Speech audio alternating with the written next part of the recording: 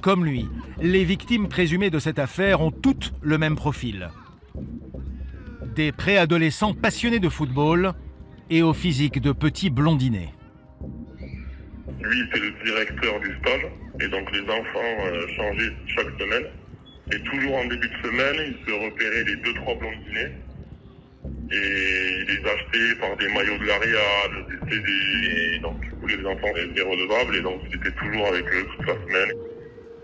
Nous avons rencontré l'un des plaignants, présent durant ces stages de foot. Un ancien joueur de l'Aviron bayonnais a accepté de nous livrer le récit de son agression. C'était à la fin des années 90, dans ces bâtiments où nous nous sommes rendus. Il avait à l'époque 12 ans. On était dans des dortoirs, et tard dans la nuit, voilà. Venir dans le lit pour parler, pour s'asseoir, puis s'allonger, et puis voilà, te couper le souffle, te paralyser en fait, quoi. De mon côté, ça a été attouchement, masturbation.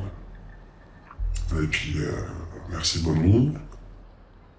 Le lendemain ou le surlendemain, il a tenté, on va dire, un mea culpa. Mais ça s'est reproduit le soir ou la soirée d'après.